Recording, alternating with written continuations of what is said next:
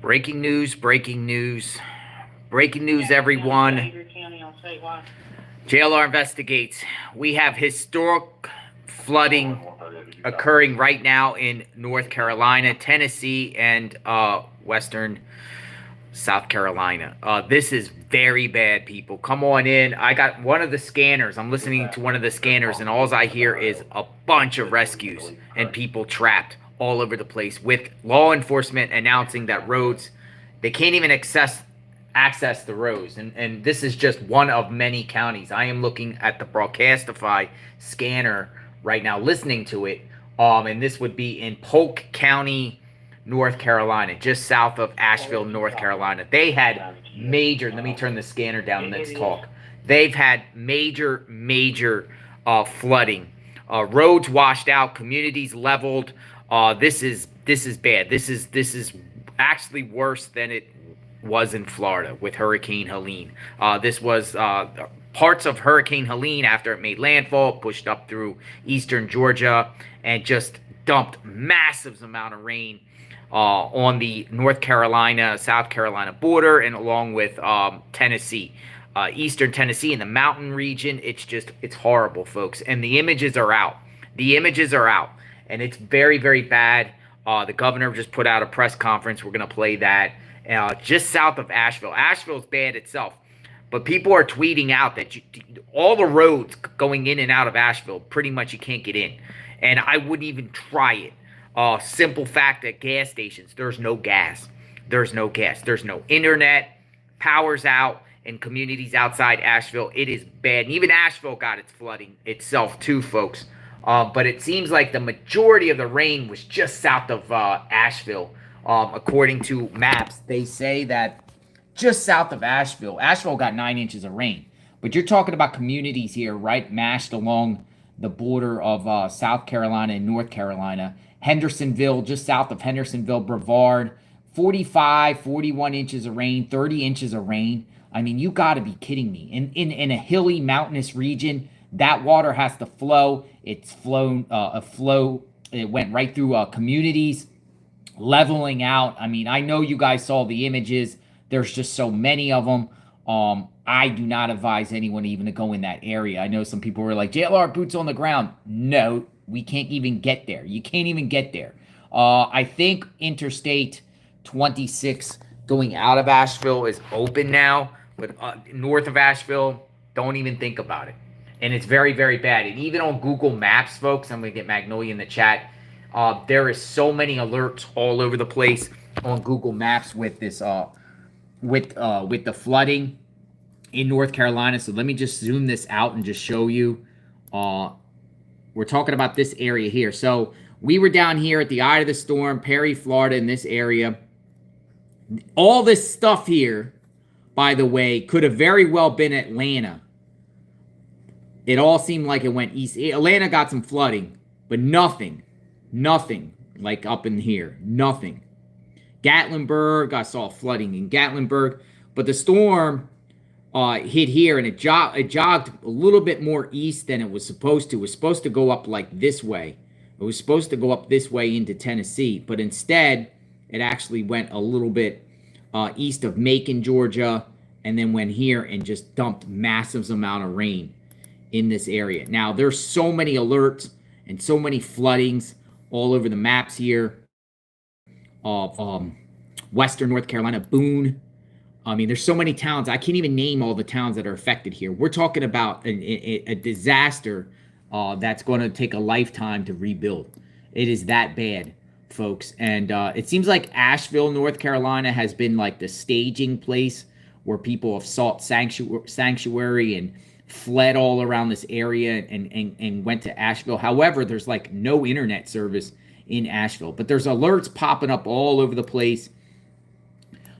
Down here seems like it got really bad. Flat Rock, Penrose, Brevard, all in this area, which is it's called the DuPont State Recreational Forest.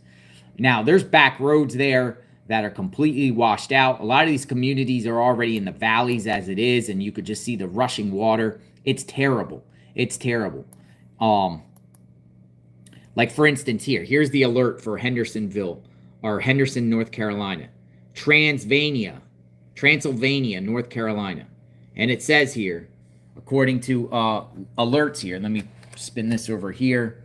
It says flood warning, recommendations. Numerous roads across the French Broad River and Swannanoa River valleys will likely be closed for several days to weeks due to flood damage. Travel will remain very hazardous and restricted. Please obey all barricades and curfews put in place to ensure your safety and the safety of first responders. Motorists should not attempt to drive around barricades or drive cars through flooded waters. More detailed information.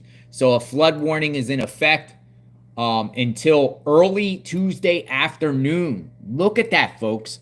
Flood warning. Now, today's Sunday.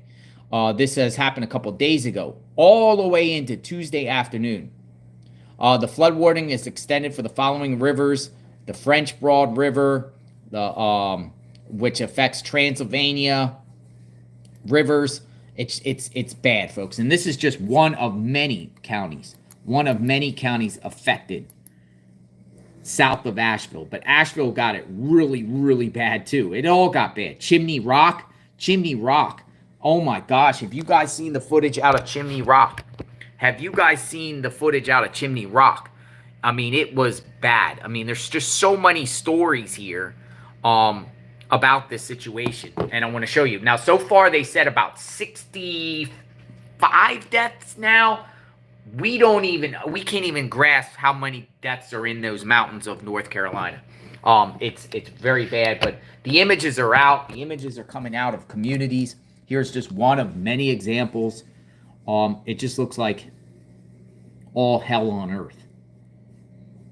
It looks like all hell on earth. Really, really bad. I mean, there's just so much. And Twitter is throwing out now. There's some people throwing out fake images, of course, on Twitter. That's what they always do, the infamous shark meme and everything like that. But just this large amounts of rain that just came through. And this was the path of Helene that took... This very well could have been Atlanta, Georgia, by the way. We were here, right here at the I in Perry when it hit. Went here, but this is the area. This is the area that just got, for some reason, I guess with the mountains, the Appalachian Mountains, and just massive amount of rain. 40 inches of rain in this particular area here. They're just saying that basically is the only way to get to some of these communities right now are helicopter. That's it. Helicopter, that's it. I mean, even in Gatlinburg, all this area, it's just, it's a disaster. South Carolina, don't forget South Carolina. South Carolina actually got probably the most rain out of all this, smacked right on the border of North Carolina. 45 inches of rain in this area. It's bad. It's bad. It's very, very, very bad. And it just rained and rained and rained and rained. But I want to show you something here. I want to show you the death count, the death toll, right? Because the death toll, and we're getting the information, we're evaluating the information. So according to this tweet here, there has been a total of 60 plus deaths from this storm. 60 deaths from the storm so far. And out of the deaths, 24 were in South Carolina. 18 are in Georgia. 11 in Florida. Pinellas County's 8. I was in there yesterday surveying the damage in Pinellas County. North Carolina, 6 plus in North Carolina. I expect North Carolina's death toll to just go maybe in the hundreds. I mean, I'm serious. We might have over 100 people dead in North Carolina. We just haven't even, really the extent of the damage is just coming out now. There is so many incidents of people trapped on roofs, houses getting, swept away. Tennessee too. Don't forget Tennessee. And Tennessee's not really on this list at all. So who knows? Who knows the extent of the damage thus far?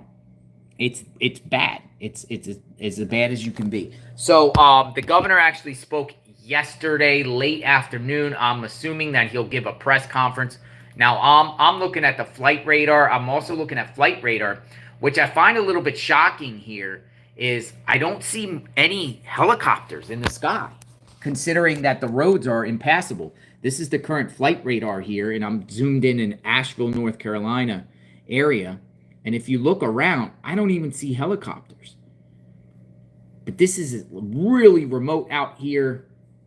It's bad, folks. It's bad. And, you know, once we get the chance to go out there and survey the damage, which me and Magnolia will probably go to Asheville area to see the damage or see what's happening, we'll go. But at this point, I wouldn't advise anyone to go, not even, and this is one of the reasons why maybe possibly that you're getting only the information via Twitter and some, you know, people that are on the ground, because I don't even think journalists can get there right now. Roads are literally impassable, backed up, closed.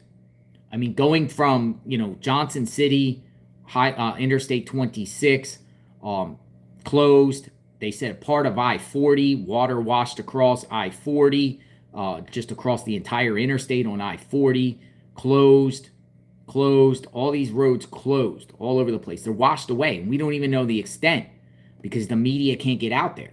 We don't know. We're only going by reports of locals, and then their internet service is out too.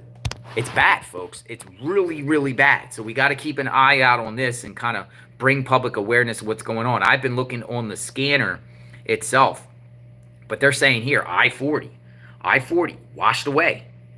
I-40, and I'm sure you saw that video. It's just it's the river. I guess the river would go parallel to I-40 at certain parts, but washed away, gone.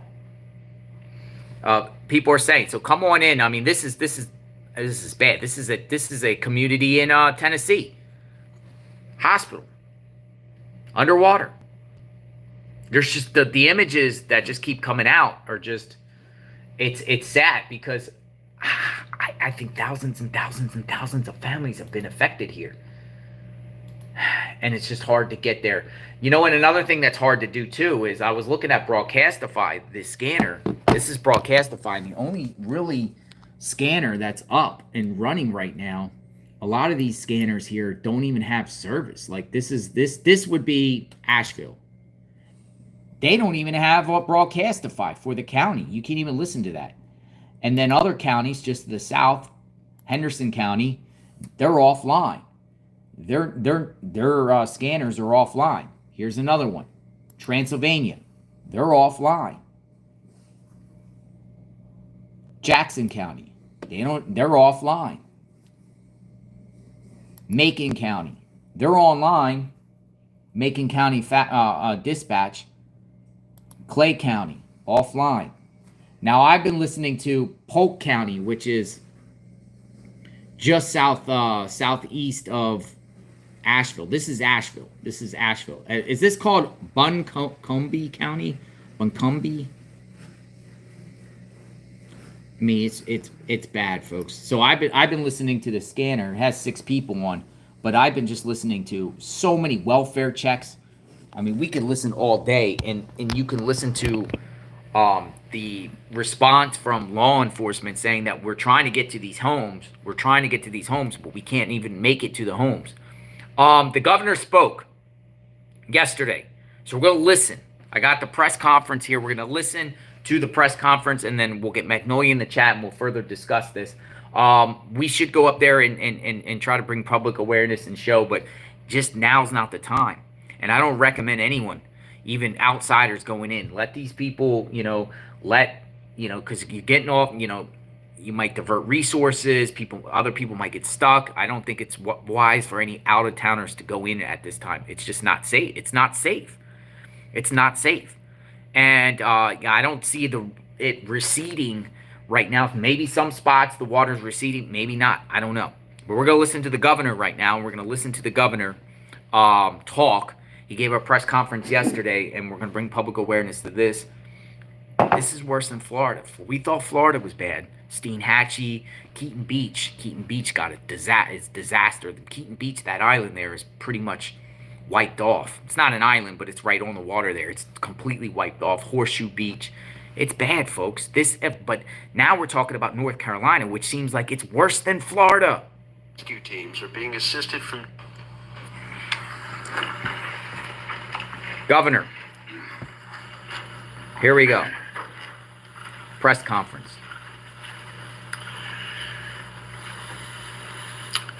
Good morning, everybody, and thank you for joining us as we share the latest updates on Hurricane Helene's impacts across North Carolina. Emergency management officials continue our response to this dangerous storm, particularly in the western part of our state. The priority now is saving lives. Helene is causing life-threatening flash flooding, numerous landslides, and downed trees causing power outages. Flooding will continue through the weekend in some areas and may even occur in areas that don't typically flood. With the rain that they had already been experiencing before Helene's arrival, this is one of the worst storms in modern history for parts of western North Carolina. The end of the rain is not the end of the threat. This fierce storm will move out of our state in the next 24 hours, but the danger will not be over. Tropical storm force winds that border on hurricane strength are happening right now across western North Carolina. Trees are falling, causing widespread power outages. As of this morning, there are over 879,000 estimated power outages across our state. We're also currently aware of 290 closed roads. For the people in western North Carolina, do not travel unless there is an emergency. Because conditions are continuing to worsen, people in western North Carolina should consider all roads closed unless you are seeking higher ground. For much of our state, there's also the continued potential for tornadoes with the storm system. Well, the storm They passed. can quickly spin up. This with was little yesterday. warning. I urge people to stay informed, listen to local radio, TV, and local emergency response officials.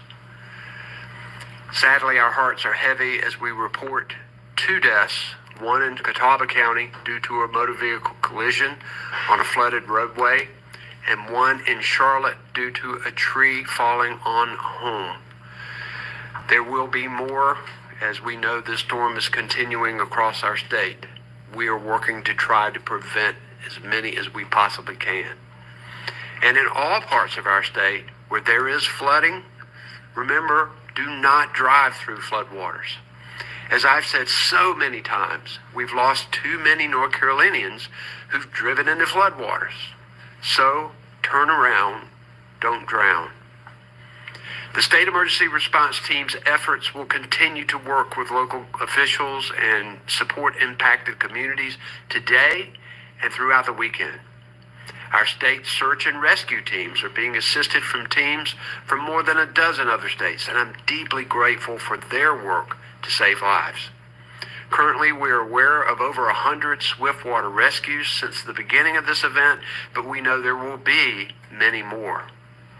Our emergency management team here and in counties across the state are continuing to deploy resources strategically to save lives and to strengthen the response for counties and cities. Numerous evacuations have been ordered in areas likely to flood. If you're told to evacuate, please get out of the danger zone. There are about 15 shelters available and more will be added. Keep yourself informed as we bear the brunt of the storm to protect yourself and your families. We know North Carolinians are strong, and our first responders are the best in the nation. I'm thankful for their hard work and for risking their lives to protect all North Carolinians. Today I'm joined by Emergency Management Director Will Ray, our Secretary of the Department of Public Safety, Eddie Buffalo, the Adjutant General of the North Carolina National Guard, Major General Todd Hunt, Chief Operating Officer of the North Carolina Department of Transportation, Chris Peoples, the Commander of the North Carolina State Highway Patrol, Colonel Freddie Johnson, FEMA Field Coordinating Officer, Craig Levy.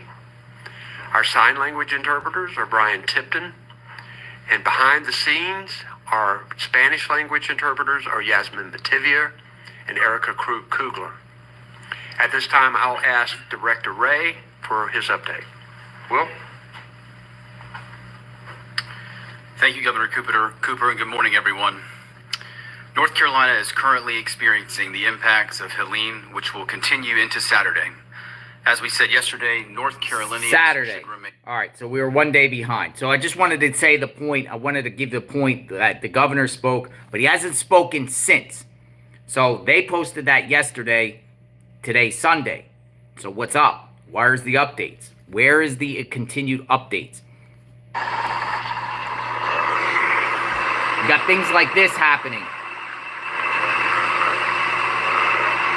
Tennessee, where's the updates?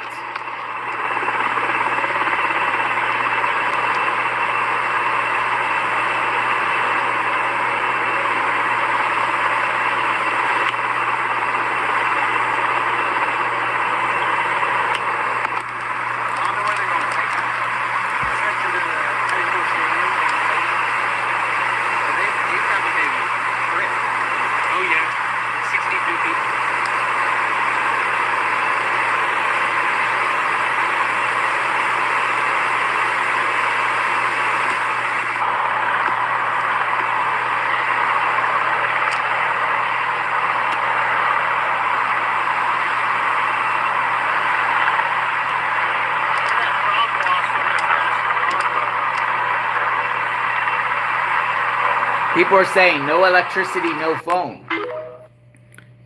We have to rely on basically citizen journalists and residents in that area to even get an idea of the extent of the damage.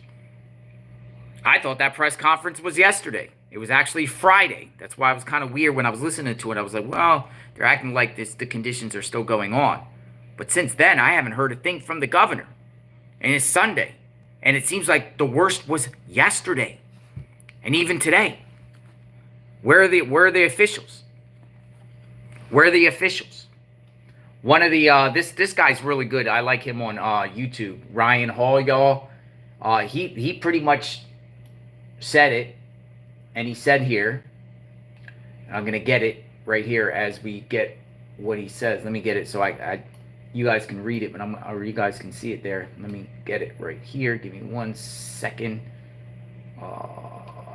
Basically, it says, because I was going to read on the other screen, it's quite possible the worst of the damage is yet to be documented, reported in rural western North Carolina. Helene will be remembered as one of the most devastating storms of the modern era. Many places have been geographically altered, and the rebuilding process will take a lifetime. A lifetime. Here's people pleading for Elon Musk to get those Starlinks. Get the Starlinks up. And that's Elon Musk might be the one that rescues the whole situation as far as at least helps to get the internet. Because it seems like the way I'm seeing it, there's a citizen journalist by the name of Nick Swarter who's in Asheville. And he's basically saying that they had to put up some Starlinks so they could give some residents some access to the internet, and the public library there is the only places where you can really get internet right now. Dear Elon Musk, we need help in western North Carolina. We have no power, no water, and very little communications. We are having to travel miles to get gas, food, and have self-service. All the citizens and emergency services sure could use some Starlink services. Right here, Asheville. See, Asheville, it seems like people, the Biltmores, Asheville area, it seems like people are just stuck. I don't know how everyone's going to get food coming in and supplies. I mean, they're going to maybe have to air it in or bring in trucks. I believe Interstate 26 south of Asheville is open at one point. People are trying to latch on to one of the only working Wi-Fi networks in Asheville at the library.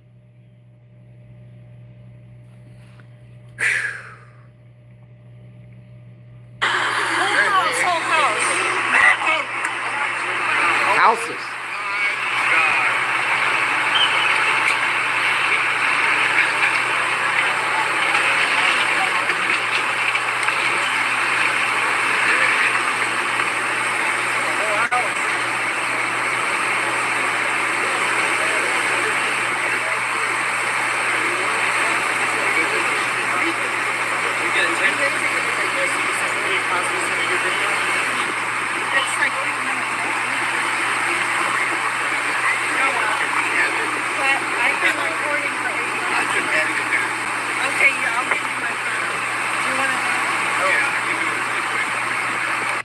That just showed one of many homes that have been seen floating away.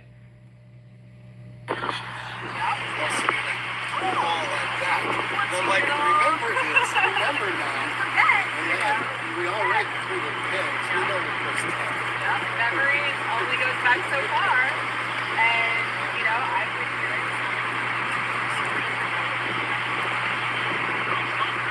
here. Epic proportion flooding. And people are pretty much on bridges, looking down at it. People had to flee. Memory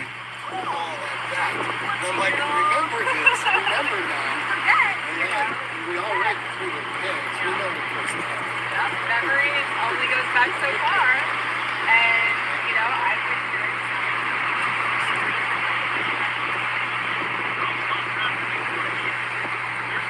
Wow. I could go on and on. Here's another sad story. Well, this is a good story. But I feel bad for the cats and dogs. But some have gotten rescued. Some have gotten rescued. Cats and dogs. Stuck on porches and roofs. They say the animal shelters are full right now. Look at that.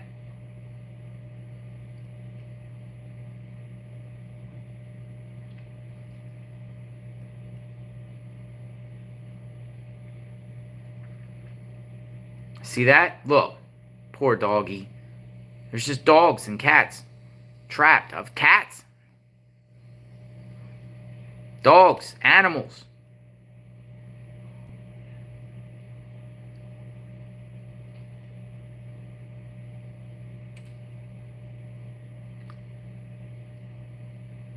I saw this on Twitter, and they clipped up many examples.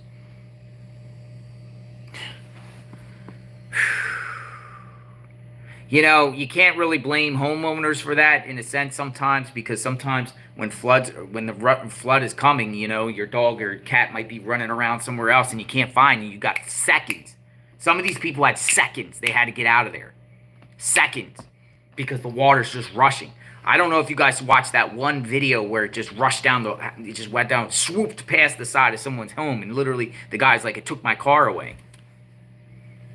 But it's good people are out there saving the pets. Let's get Magnolia in the chat. Let's talk while I get more things together here. This is bad.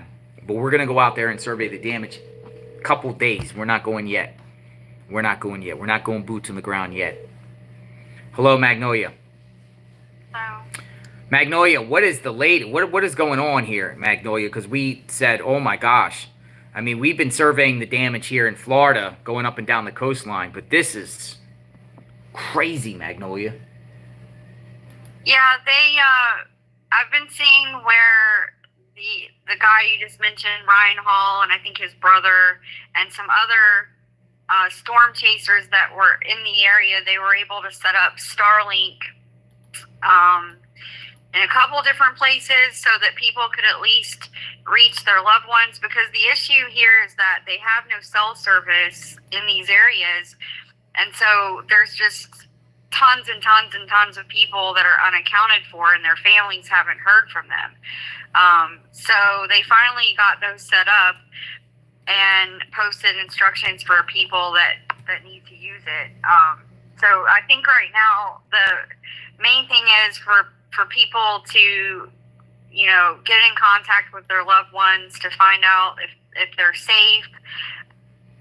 They need, we're still, it's like this situation is still active and ongoing with no end in sight, because they said that there's more rain coming. Chimney Rock.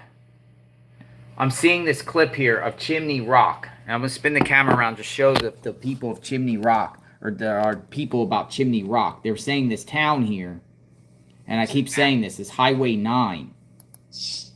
And this is Chimney Rock before, and then they're saying this is after. It's gone. Chimney Rock is gone, they're saying. Yeah, it's unbelievable. And it's like it took out a huge chunk of the ground itself. And the road itself. I mean, it's a nice, in these communities, there, it seems like a lot of these like little towns are in the valleys, surrounded by hills. And you got to keep in mind, you know, there's a lot of creeks and tributaries, and a lot of that water, when you get 40 inches of rain rushing down those hills and mountains, it funnels and just wipes out these communities. Yeah, so what a lot of people I don't think realize is that in these areas, especially over there in eastern North Carolina or western North Carolina, they got a ton of rain before Helene actually came. So Wednesday night, like during the day, like Wednesday into Thursday, I think it was, they got like 12 inches of rain already. And so when the hurricane came, they ended up with like 30 inches of rain in just a matter of like 24, 36 hours, something like that. And then the rain just kept coming, obviously, from the hurricane, but they already had all this rain. And so I saw a post from Jim Cantori, and he said that basically what happened here is this area was actually in a drought. So there were drought conditions. And then all of a sudden they got all this rain starting on Wednesday, just dumped on them. And then the hurricane also came right behind that. So all of these conditions basically led to the water just being overwhelming for the dams and everything. And so I don't know how many dams actually broke. I remember they were hearing like 3 different ones between North Carolina and Tennessee that a lot of these were on the verge of breaching. So that's what happened. I mean, and there's just really nothing you can do about it. And one of the water pump stations in Tennessee, they said is unsalvageable. So basically, they're going to run out of water. They're going to run out of water like today. I mean, and they're saying that it's going to be, it could be weeks. I don't know how long. Let me see. Where's this? Okay, so East Tennessee Weather Network posted the water intake plant that supplies water to Greene County and some areas of surrounding counties is completely unsalvageable. The GWC turned off the pumps at 2 p.m. yesterday, and the county will run out of water by tomorrow morning, this morning, and be out for at least a week. Emergency pumps are being brought in, but due to complications, it could take days to get them started. So the county will be without water, possibly for weeks. So it's, it's not just the dams breaking. I mean, this is the water intake plant that pumps the water through. So this is just really extreme. It's honestly hard to even fathom what's happening right now. I think people are kind of just like in shock. What is it called? The Shenandoah River? The Shenandoah River crested over 26 feet, 6 feet above a record. I mean, we're talking records smashed. Yeah. Now, and they're saying, Biltmore Village is gone. Biltmore. I'm seeing it right in front of my eyes. I wanted to show this particular clip because this video right here is viral right now, and it's showing a house. A guy, I guess this could be Biltmore area, but it's this video here of a guy and I'm going to show this video because this video is going viral, and it's going to show basically.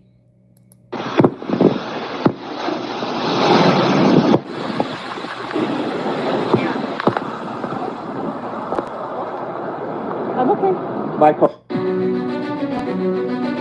Well, that was the one. They were showing many, many other clips, but that was the one where the guy was like, "I'm okay, but my car is gone. My car is gone." Well, I mean, I can't even imagine being in that situation. It's like this has to be just the most surreal thing ever. It's for us watching it from a distance, it's surreal enough, but I can't imagine being someone who all of a sudden, water is just flooding everywhere and you have to go up to your roof. The problem, a lot of people were going in their attics instead of up on the roof. And I'm hoping that there weren't too many people that did that, because they were saying if you go into the attic, it's dangerous and you'll get trapped. So, well, what do you do when you're like this girl here I'm showing, and you're surrounded by water? Like, I mean, you have seconds to get out, and probably some people just were on their house and it was too late. mm-hmm. So what do you do? Just sit on your roof and wait? And what happens if we're hearing reports that people got washed away, their homes gone?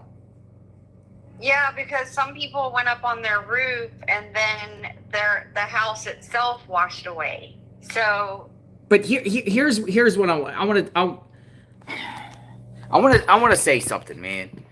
Like in Florida, we've been watching the hurricane hit Florida, and I know and seen the governor of Florida go to many communities on the west coast of Florida after the storm and give almost daily updates, like multiple times a day.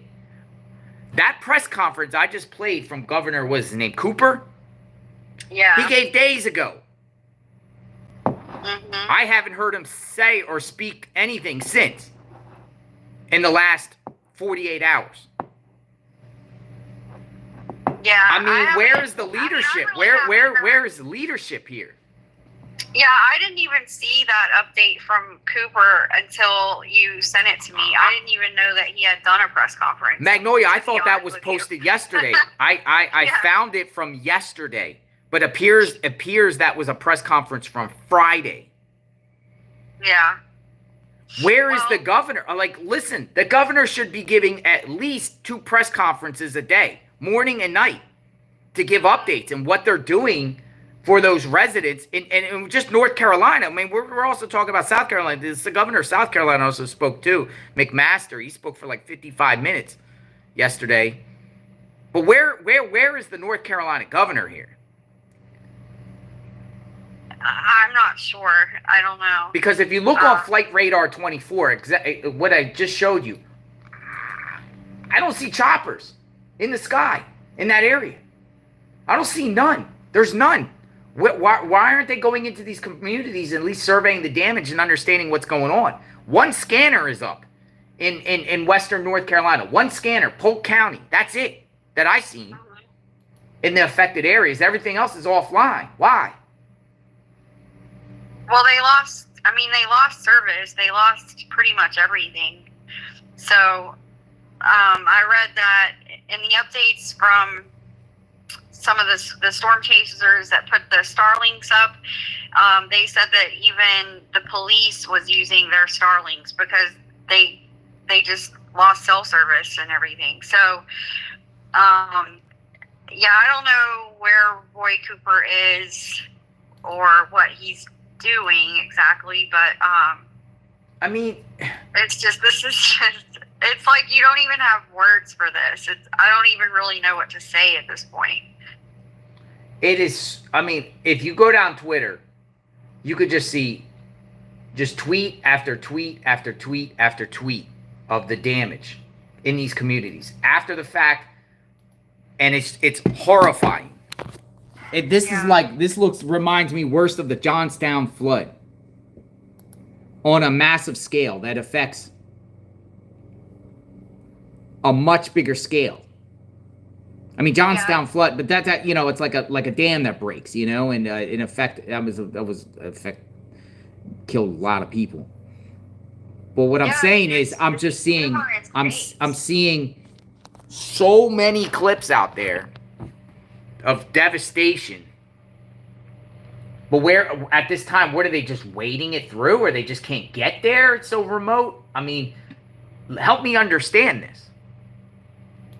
Well, I think that it's just that the roads are washed out, and they're saying that most of these areas you can't even get to except by air. But at least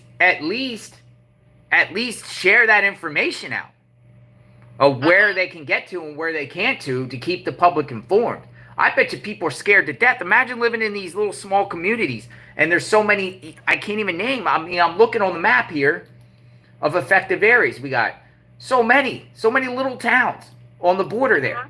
Little River, Brevard, Dunn's Rock, Rossman, Penrose, Etowah, Dana, Blue Ridge, Mill Spring, Green Creek, Columbus, Lynn, Tryon. All these areas between Asheville and South Carolina, devastated, literally. Yeah. Washing roads, 276. I heard 276 washed out. 64 washed out. 74, alternate 74 in areas, washed out. 9, Highway 9, washed out. Where's the information, though? You got to find it on Twitter from people instead of, like, emergency management or emergency officials. You got to find out through people. Well, the other issue that I see people bringing up over the last day or two is, you know, the national media, the mainstream media is really not reporting on this very much.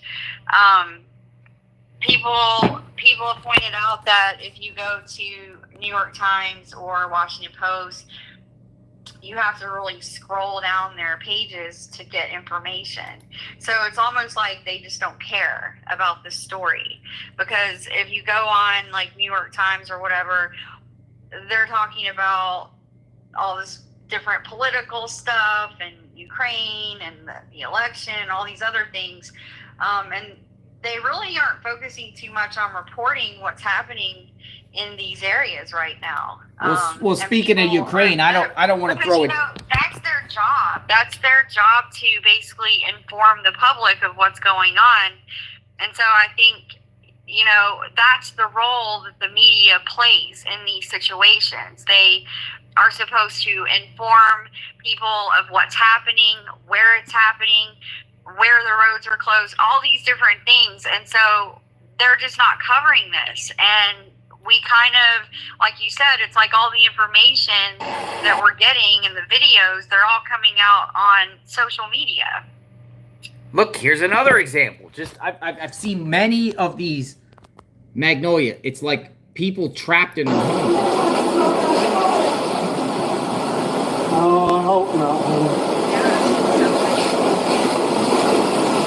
Oh, we're gonna go up in the attic. We have to, guys. He's like, we got to go up in the attic. You can't even escape that. You can't. You don't have, like, literally. Sometimes you have seconds. Someone in the chat said that this morning ABC News was all about politics.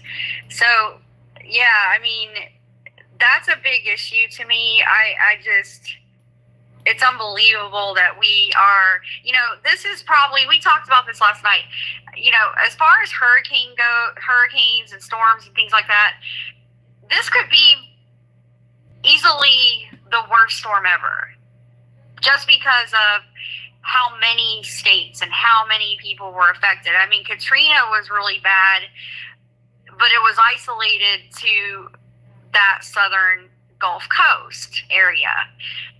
This, we're talking about like 6 states here. We're talking about Florida, Georgia, South Carolina, North Carolina, Tennessee, even parts of Virginia are all affected by this one storm. And I don't think anyone's ever seen anything like this, what's happening in North Carolina and Tennessee right now. I honestly don't think we've ever seen something like this. So how is it possible that the mainstream media is not covering this wall-to-wall nonstop? You know, when they had the storm a few years ago up in New York, of course, they made a big deal about it because it's New York, but the perception is they don't care about the South. They don't care about any of this. They would rather talk about other things. So that's certainly not, that attitude is certainly not helping anyone. Like you said, people need to be informed. They need to know where they can go for emergency services and help. And from what I'm seeing, the people that we're getting that information from are some of the independent storm chasers, and then other like weather people that are posting, and then just people that are actually victims in the thick of it. They're the ones that are putting out all the information. So the number one thing is people need to know, first of all, where they can go to get to try to get cell service to reach their family and friends. That's number one. Number two, they need to also be able to know where to go to get supplies, water, food, things like that. And these makeshift places are all popping up. Magnolia, I'm going to show you this town here. I guess it's called Marshall in western North Carolina. Just here's another one. And somebody tweeted this out. I mean, this is a town that half the town washed away. Half the town washed away. Yeah, you're talking about entire towns just gone. Look at this. I mean, Yeah, this is everything. Unbelievable, Magnolia. I mean, I can't imagine. And here's where some people have a problem. Like you said, they're talking about politics. They're talking about Ukraine. And a lot of things people online are saying the billions sent to Ukraine, the billions could be used here at home for situations like this. Yeah. Yep. And that's what we asked. That's what you asked Joe Biden last year when we ran into him. Yeah, I saw after Idalia in Perry, Florida. I specifically asked Joe Biden, and he answered the question. I don't know what he said to me. I didn't understand what he was talking about. He said we have to fight the war over there, so we don't have to fight it here. It was a canned response. And I said to him, Mr. Biden, I called him Mr. Biden. I mean, your billions of dollars are being sent to Ukraine. Don't you think billions should be sent here at home to people that are affected by hurricanes? Something like that. Yeah. And he said a wild response. Hard to understand. He kept it moving. At least he answered, though. Oh. Yeah, I mean, he just said, but it's just interesting, too, because, you know, this past week, Zelensky was actually in D.C. making the rounds. And also New York, I think. So, Magnolia, we just passed through Hendersonville, North Carolina, Asheville, and I-26 on our way down to come cover the storm when we got to Florida. When we were in Tennessee or Kentucky, went through Tennessee also, but Kentucky for the sheriff that shot the judge. We traveled through there, and remember how beautiful that I-26 was? We went right through the mountain there. Oh, yeah. And this was a day or 2 days after we traveled down I-26. This was in Hendersonville. Now, I'm going to show you. I-26 was completely underwater. Completely underwater. I-26, an interstate. Yeah, and you can't go anywhere. It's a lot of it's closed, and we saw where it's like the road itself is gone, craters in the ground. But Hendersonville is just a little bit southwest of Lake Lure, which was the dam, one of the dams that. Well, this area got 40 inches of rain. Yes. 40 inches of rain in like less than 24 hours. 40 inches of rain. Think about that, folks. Plus, you got all the mountains there. All the water rushing down the hills, through the valleys, like a funnel. So you got these highways, and you got the drought. Remember that all we heard on the radio, also we heard on that radio in that area, Magnolia, about the drought. Yeah, exactly. We did. We were talking about it the whole trip. We noticed it. It was very, very noticeable. So much was like dried up, and even when we were in Ohio, we noticed there was so much. Like the corn stalks and everything looked like they were just completely dried up. The grass was dry and crunchy. And we even said, is there a drought right now? And we looked it up, and Yeah, there was a drought. So you go from drought conditions to 40 inches of rain.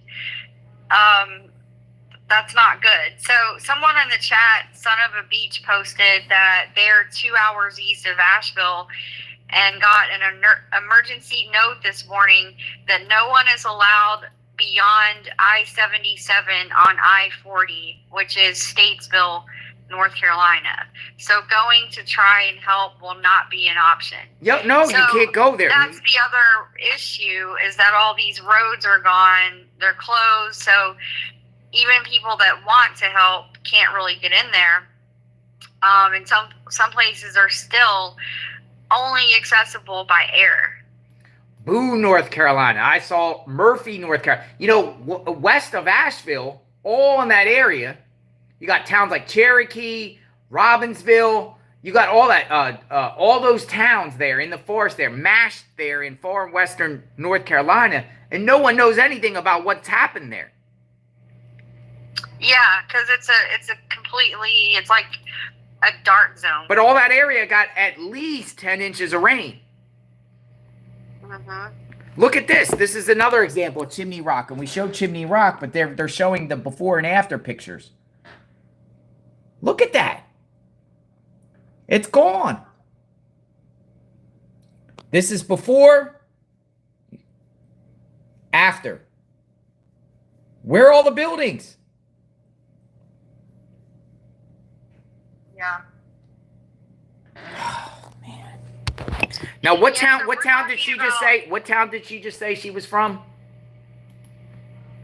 She didn't say what town. She just said she was 2 hours west of Asheville. Yeah. So that would So be they, like. so they said the road, you're not allowed to go on I-40 past I-77. Ah, okay. Yeah. Well, I-40 got wiped out somewhere between Tennessee and North Carolina at one point. Cherokee National Forest, the Great Smoky Mountains area. You know, we were just going to talk about North Carolina, but Tennessee also got affected here, correct? Yeah, I think the problem in Tennessee, the main problem is that a lot of the areas we still just don't know because it was just completely wiped out and they don't really have cell service. So if you notice, when you looked at a little bit ago, when you showed the list of the death toll, you noticed that Tennessee, I didn't see Tennessee on that. So that's very scary because that means that they just don't know. They don't know the status of these people. They don't have internet service. They don't have anything. So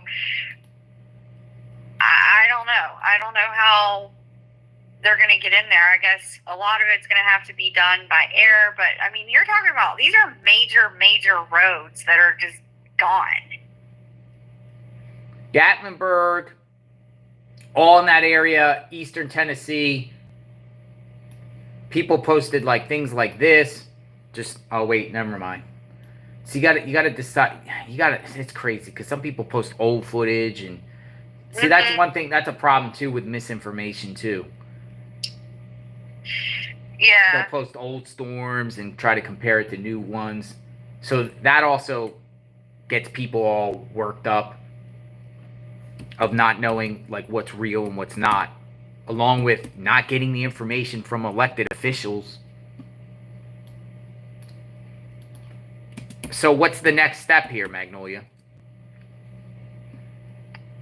Well, I think their priority is going to be, at least in that one area that I was reading about, is to get the water station repaired and back up and running. But these people are just all going to have to go somewhere else. I mean, I don't know where they go. Hopefully they have family, friends that they can go stay with, or I don't know what the shelter situation is like. That's what I'm saying. It's like people probably don't know what to do. They depend on the news to inform them.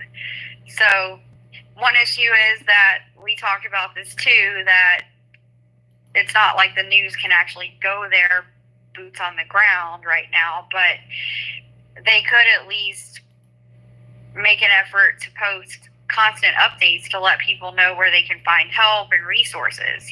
Yeah, Erwin, Tennessee was another bad hit. Actually, ABC News has I'm shocked that ABC News has a video that they posted. Erwin, Tennessee. This is a clip from Erwin, Tennessee. Is that the hospital? No, this is another area here. I mean, that's off of I-26. So that's going right before you get up on that hill if you're going southbound from Johnson City, then you have a little town called Erwin. I mean, look, it's literally washing the home away. It's gone. So I'm gonna look at more clips here of Erwin, Tennessee. That's just north of Asheville. Yeah, so here's a tweet I just found from North Carolina Department of Transportation. They said I-40 washout near Tennessee state line. Do not travel in or to western North Carolina. Details on restricted travel area, drivenc.gov. So if people need to know what roads they can travel on, go to what was the link? drivenc.gov. And it has a list of all the counties and the roads that are closed or detoured. And there's a map there too. So that could be really helpful. Here's a place out of Erwin that's posted on a Facebook. It says, as this disaster weighs heavily on Erwin, we have lost so much. At the animal shelter, we have lost everything due to the flood. All of our supplies, equipment, everything is gone and ruined except a few cans of dog and cat food, as we have all worked so hard for everything we have, and our amazing donors and community that have kept our doors open. To see it all destroyed is truly heartbreaking. We are working our best to start the process of starting over and getting everything cleaned up so we will be able to be back open. We are accepting any donations at Magnolia Room in Erwin, Tennessee, starting Monday, as they have been nice enough to give us space to store it. So this is an animal shelter. Is that Unicoi County? How do you say that? Unicoi? Unicoi. Yeah, Unicoi County, Erwin. And I'm just looking around at the destruction in Tennessee, because it's not just North Carolina, folks.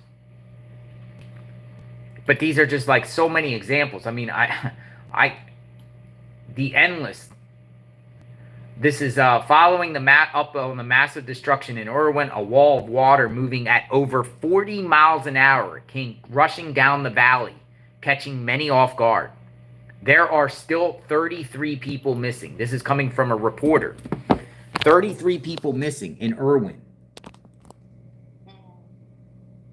A wall of water moving at over 40 miles an hour came rushing down the valley. Look at that. They have a cow that made it. Look. I mean, places you're not going to be able to, I don't know how long that would take to build that. I mean, I know in Florida after the hurricane last year, a couple years ago, in South Florida, they got the bridge up to like Sanibel Island in that area, up within a week. But this is going to take a long time to even fix. Look at this massive amount of water. This is Erwin. Yeah, have you heard if any of these governors have called in the National Guard? A lot of people are mentioning that. Why don't you just call in the Army?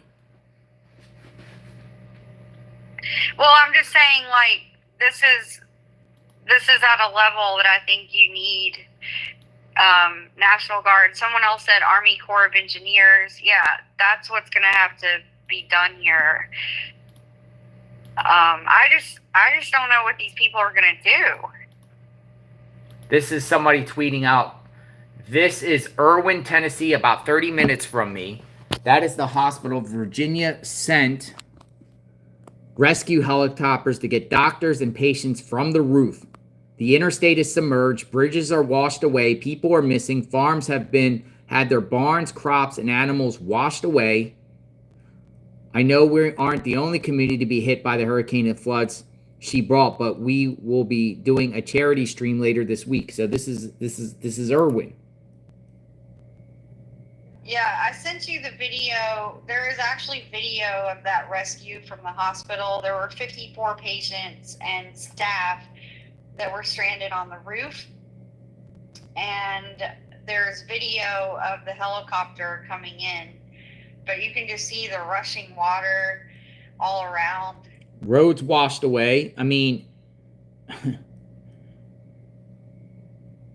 I'll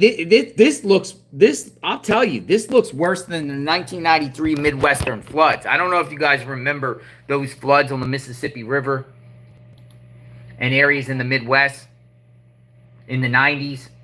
This is far worse. Now, were they expecting this in... I think the storm jotted a little bit more east, and I think these people were caught off guard. Yeah, I think so too. It's also just the massive amount of rain that came so fast. I think that the dams and everything just could not support it. They didn't stand a chance. I mean... Scary, folks. Scary. This we're showing you I'm showing you Erwin, just one of many communities.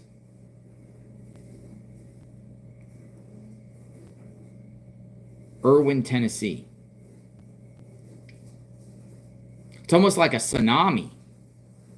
And rushing in at 40 miles an hour is a tsunami because you have no time. You have no time. You literally, and that's... Listen, I would do my best to save whatever I can, but sometimes you can't get your cats and dogs. Mm-hmm. You just can't. You only have seconds.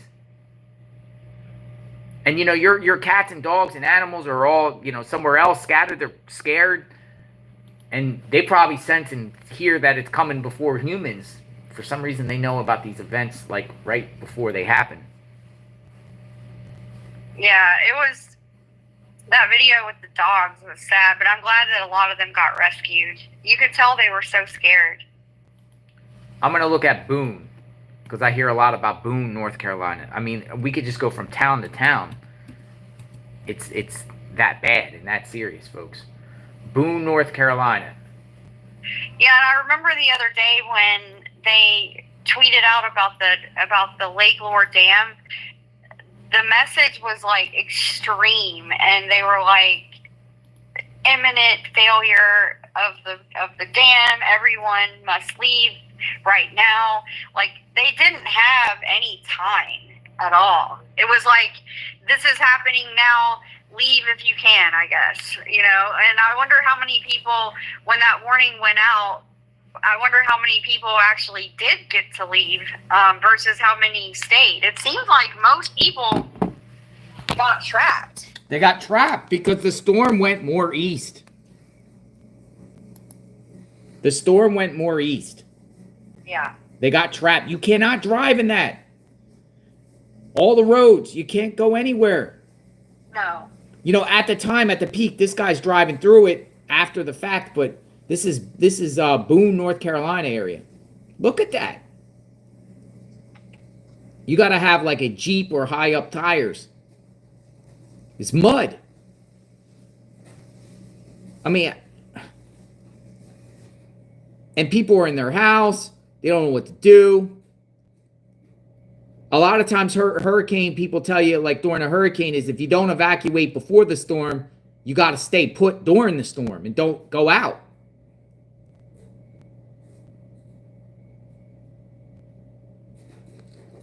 TikTok. We got to rely on TikTok videos. Where's the media?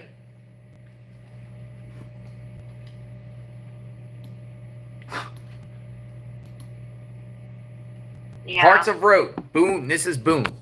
Parts of roads wiped out.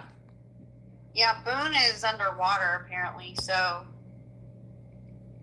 And I think that's one of the. It seems like that's one of the areas where people can't get to. There's lots of areas they can't get to. It's scary, Magnolia. Oh, they shared this, and this was a viral photo too in Boone. Boone. I mean, you're there. You're inside your apartment. You get these alerts on your phone. Hopefully they got alerts. Oh, emergency, flooding, flooding, flooding. Even if you got in your car and tried to get away, you ain't going nowhere. It's worse than probably if you tried to drive away, you'd probably a better chance of not making it, trying to get out of there. Yeah. That's like 4 feet of water right there. Not 4, about 3 feet of water, but you get hard. It's ruined. You can't go anywhere. No. This is going to probably be billions and billions and billions of damage just in the Carolinas. And we're not, I mean, again, Keaton Beach in Florida, wiped off, wiped away, gone. Yeah. Yep. This storm is just, you know, and it's sad because I feel like in Florida, you know, Florida people had a lot of warning and they knew and they were told evacuate and some people chose not to.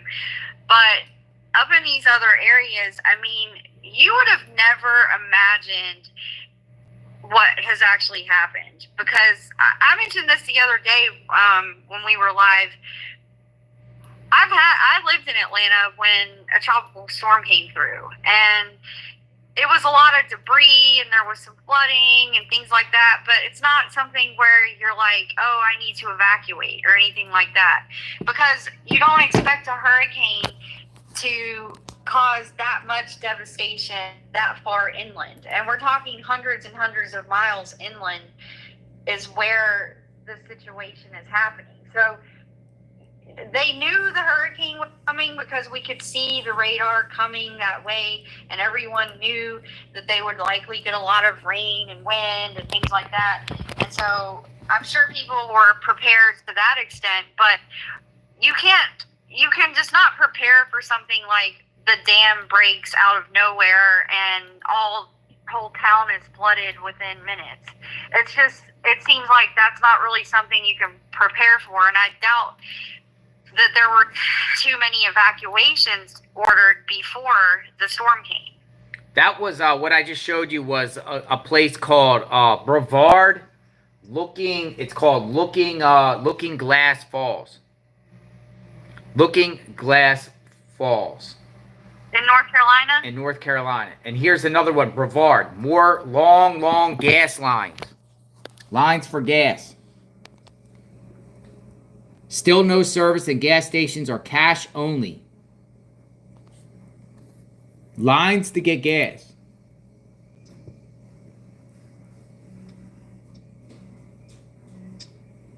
I mean, cash only. Cash is look at that. They're going to run out of gas. Cash only. Cash is king. No, cash is king in this situation. I think in any hurricane, if you're in the area, you should take out money and have cash on you. Storm chasing, cash. Yeah. Just in case you got to pull over and say, hey, can I buy some gas off you? Here, take my credit card. Yeah, well, with all the systems down. This is devastating, folks. So, this guy Elliot Jameson keeps spamming the chat. I don't know what he's wanting to say. He said he's in North Carolina, retired state trooper. They have teams out, but anyway, I don't know. Just to show you, I just want to show you I just want to jump to Keaton Beach, because this footage here, I couldn't get to Keaton Beach after Helene passed. The front of it was totally blocked, plus reception out there was gone for some reason, because we actually live streamed from Keaton Beach before the hurricane, the last one, Debbie. Yep. Yep. But when I went down there after Perry, there was no bars, like it was gone. But this is what happened at Keaton Beach. This looks like this was even rocked more than Steinhatchee. Yeah, I've heard people saying that Keaton Beach got it worse than almost anywhere.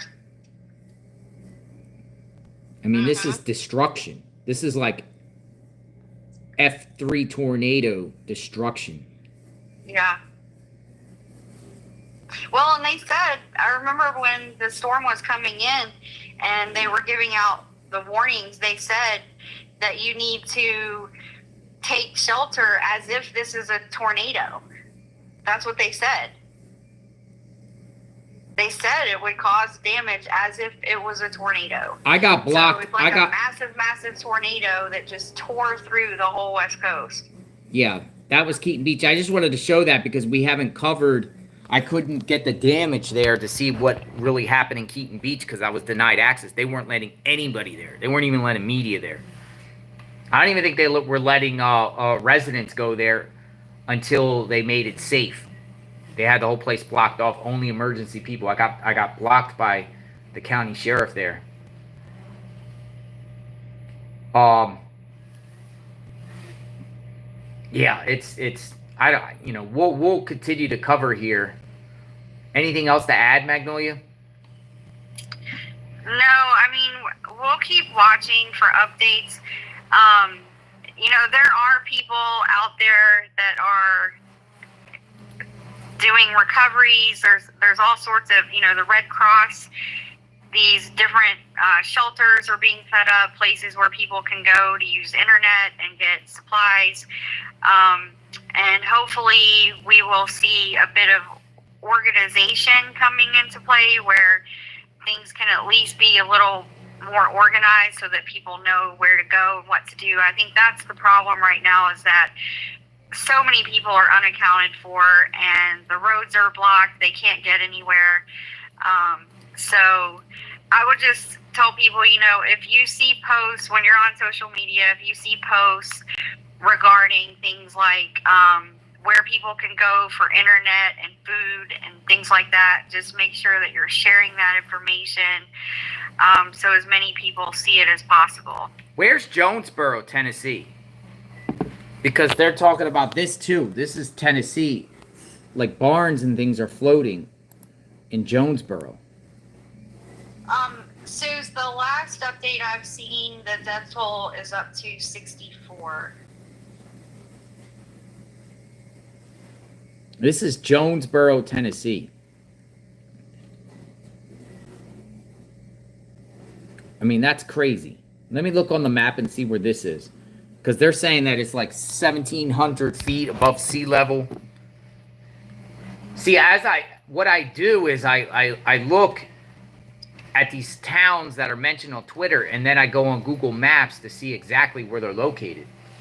Okay, so Jonesboro, Tennessee is just west of it's just west of Johnson City. So you're not even in the mountains. You're not even in the mountains. This is Johnson City. This is like right before the mountains in Tennessee. Interstate 26. So once you get through like between Asheville and Johnson City, but it's a little town there.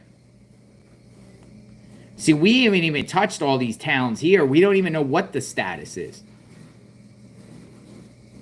Like, we just don't know. Like, Erwin is here. Let's see Flag Pond. Let me just Google in Flag Pond to see like what's going on in Flag Pond.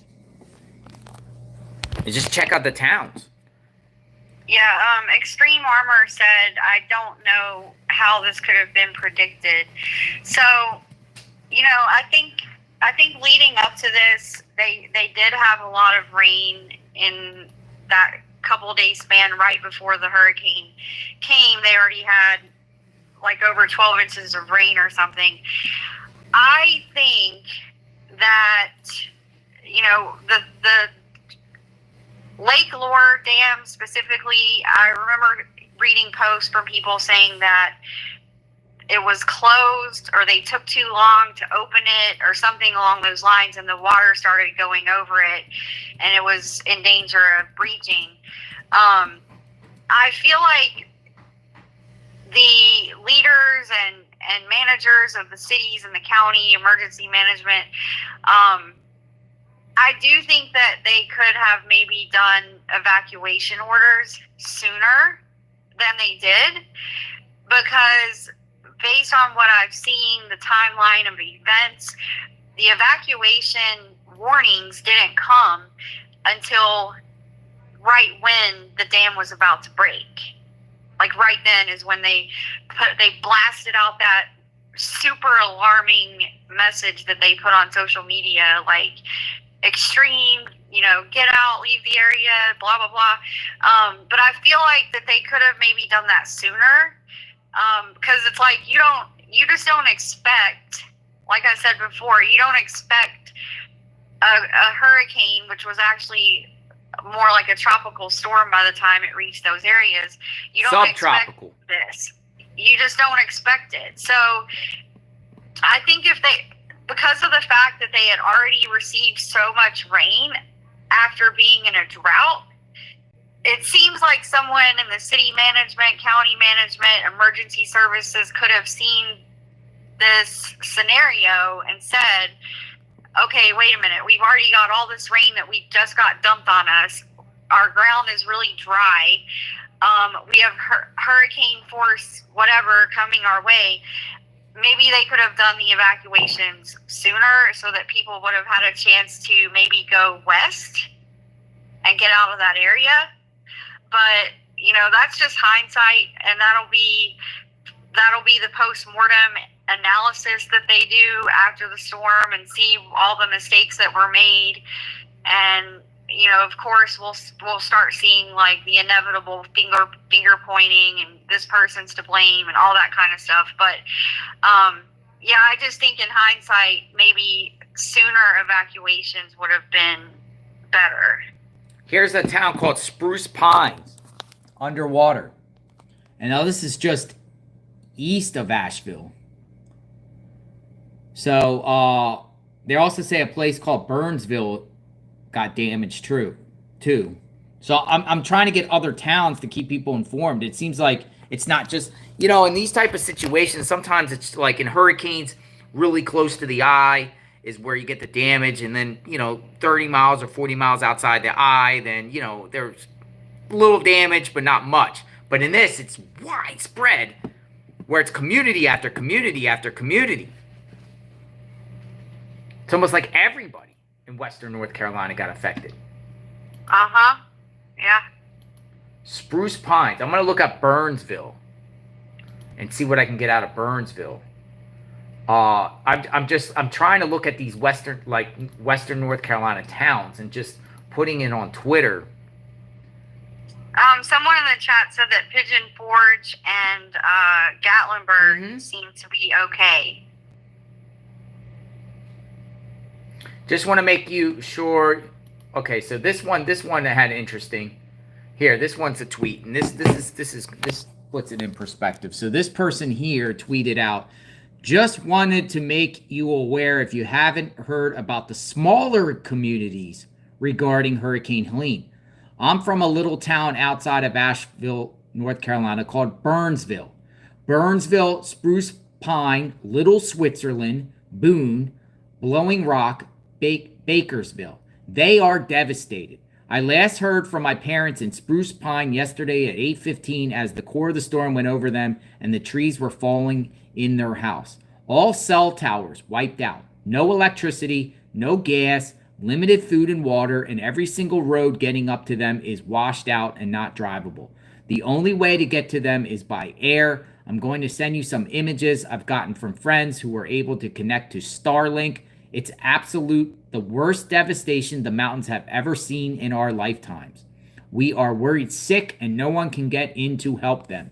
They need FEMA, National Guard, Red Cross urgency. And here's are some of the pictures in that area. So Burnsville, Spruce Pines, Little Switzerland, Boone, Blowing Rock, and Bakersville. These are communities, look, washed out. Roads washed out, completely washed out. Look at that. I mean, you might have a road. Look, it's a house. It's somebody's house.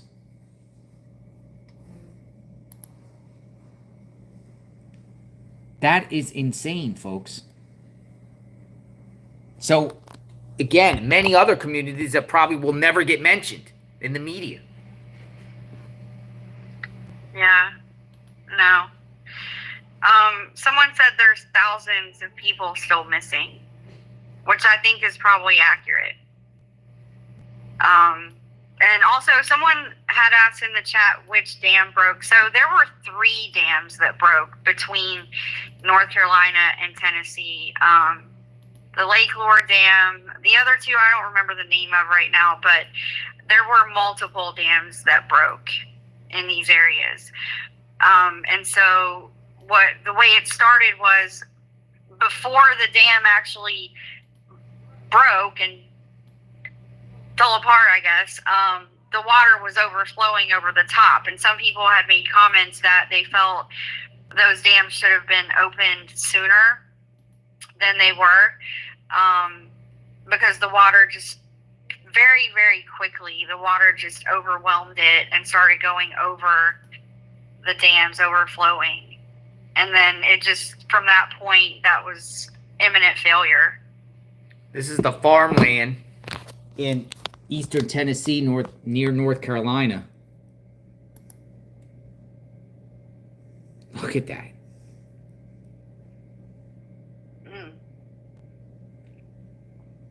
Completely underwater.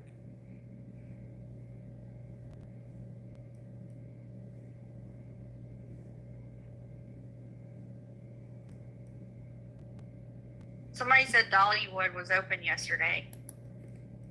Remember Dollywood flooded? Yeah, they flooded with that. A few months back. Yeah, we actually, I knew somebody there that gave me the footage. I knew somebody that was visiting there.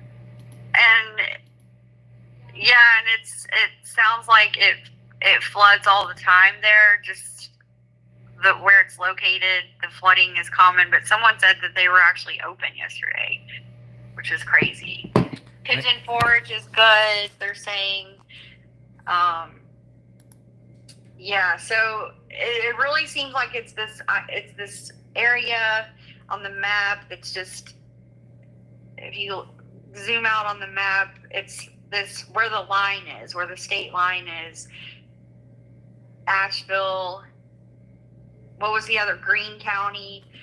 I would say between Erwin and South Carolina down 26, all that area, like basically the eastern far eastern mountains of Tennessee through western North Carolina into the mountains of western South Carolina. Bad, folks. Yeah, it's crazy when you go on Google Maps. It has all the floods showing up on there. Yeah, it's spread out like big time. This is Burnsville, North Carolina, the Cattail Creek. This was somebody put out here, the Cattail Creek. I guess this was the night of the hurricane and as it came through. But that's a creek. I mean,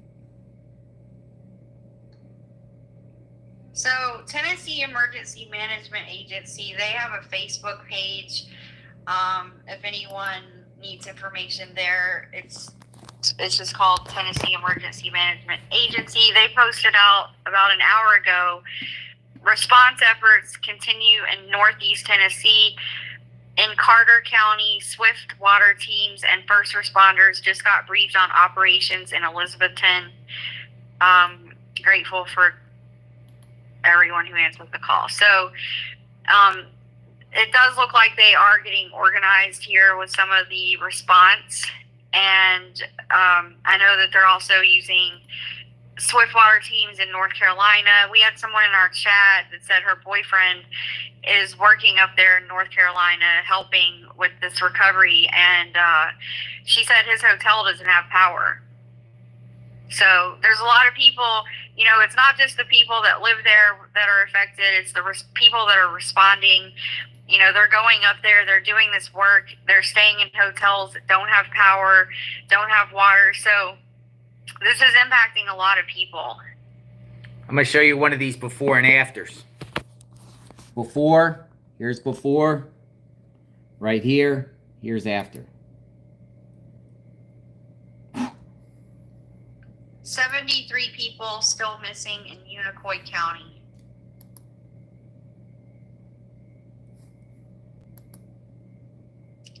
Yes, and Tipsy posted 2 Starlink stations have been set up in Asheville. I think we shared that earlier. That was Ryan Hall, Jordan Hall, Nick Sorter. There's storm chasers that are Yes, Sorter put up Starlinks. Yeah, Sorter is in Asheville. Let me get his tweet. Because Sorter goes to these locations. His name's Nick Sorter. He goes to a lot of these key locations, and he gets there. And let me check out his. So they have, yeah, I have it. Asheville. He posted that Asheville is a total blackout zone, so they set up 2 Starlink stations that even North Carolina State Police is using. The first one is at Doubletree Hilton downtown Asheville. The other is at Asheville Shelter on Victoria Road. So those are the 2 that they set up, and I think that there's actually a third one that's been set up now too. Yeah, spot 1. Yeah, spot 1 and spot 2. I got that tweet here. And people keep tagging Elon Musk to help. So I expect Elon Musk will probably do something in terms of what can he do? Starlink. Well, he can provide Starlink. There's probably a lot he can do actually. So he can look at how they can connect the satellites to cell phones, different things like that. So I would expect he even gives some stuff coming out of Elon. They even give the situation. They give the passcodes. Sorter Starlink. Like that's stepping to the plate. Someone getting Starlink there and just giving the passcodes out to everyone. Yeah. It's pretty impressive. Yeah, so that's good. So they're at least getting some access to internet. So a lot of people have been able to go to those locations and at least tell their friends and family that they're okay. Because today's Sunday, we're talking about, it's been days now since a lot of people have heard from their loved ones. But yeah, Starlink, he'll be able to figure something out that will work, that he can get that equipment and whatever it is that they need to do. So I think that's going to help a lot out there. Brian Enton just tweeted out 20 minutes ago. This is what Brian Enton just tweeted out. News Nation. Brian Enton. He said, North Carolina Department of Transportation says all roads in western North Carolina should be considered closed, even the big ones. The catastrophic devastation to western North Carolina is nothing we have ever seen, the governor says. And he put out, look at that. Oh my goodness. It's just like landslides. Yeah. Look, a truck got here, and he posted some photos here. I mean, these are towns underwater. Roads, look. Whatever road that is, it's half gone on one lane.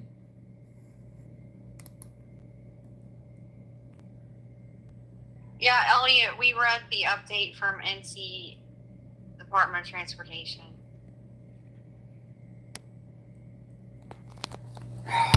Man, but see,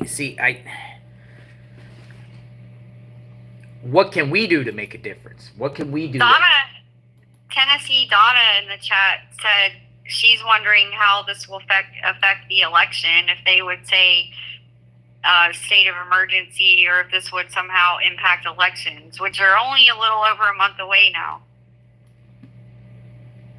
Well, people that need to go out and vote. How are you going to get out and vote? Mail-in ballots? Where are they going to mail them to? There's no houses anymore. Maybe there might not even be post offices anymore. There's not. A lot of them are wiped out. Yeah, it's... So, yeah. Not a good situation. Not a good one at all. What we'll do is we'll try to get more information, and then... Yeah, and True Seeker Human pointed out, too, that the lack of trucking means that store shelves will be empty soon, too. So, you know, that's another issue. The truckers can't get through, so they're not able to get any food in there. So, I don't know. It's like... To me, it's almost like this storm has completely driven all of these people out of these areas.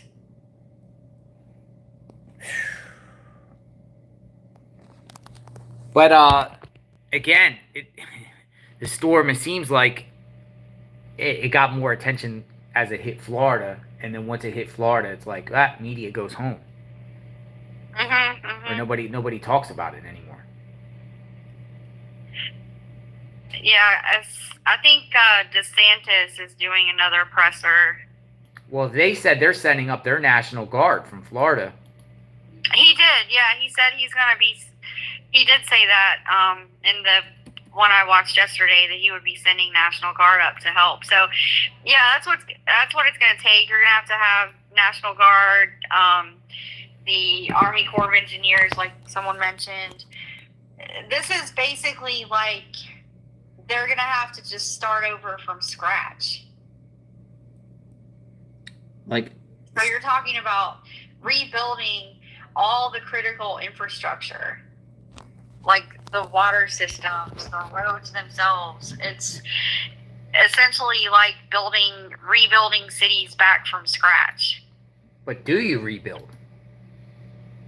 Well, you know,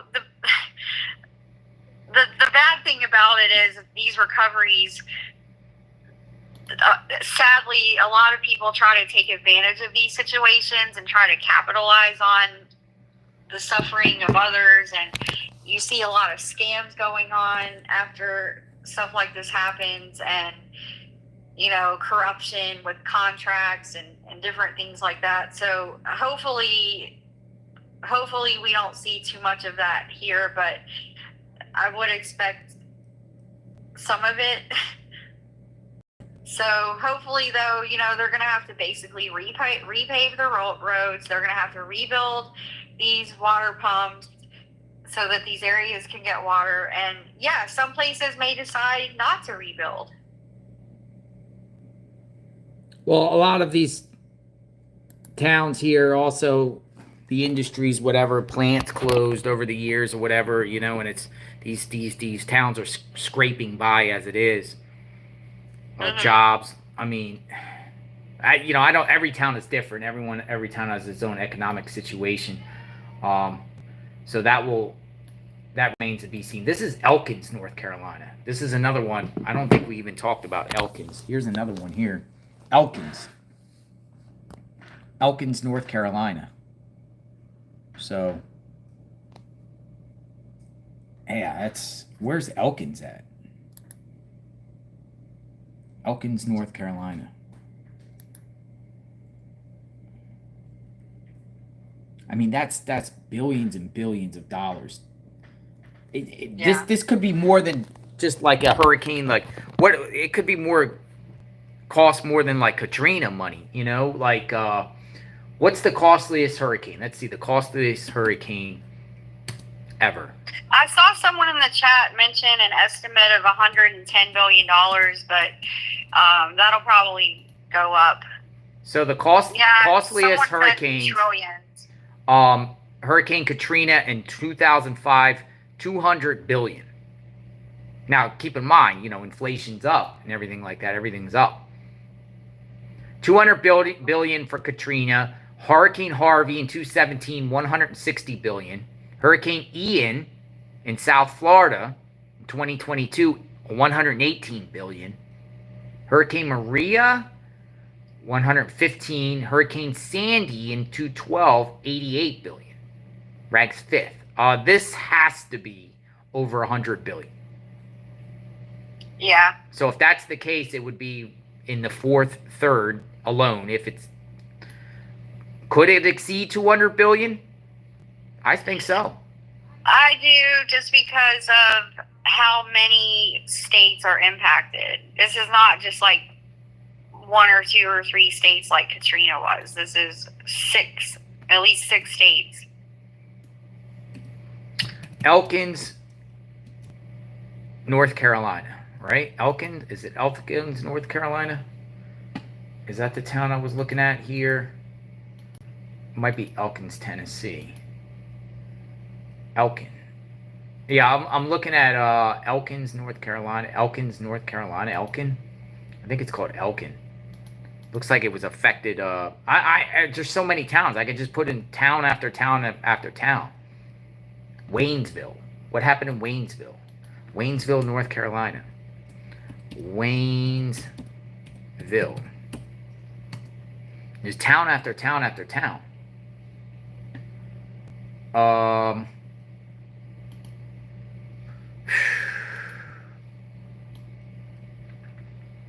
looking at the before. Yeah, so again, the 2 locations of Starlink in Asheville are the Doubletree Hilton downtown and the Asheville shelter. The password is NC Strong. If people want to share that. This was in downtown Waynesville. So apparently, yeah, I just keep putting in town after town. I look on the map and then I put in Twitter, and it just seems like every town had water in it.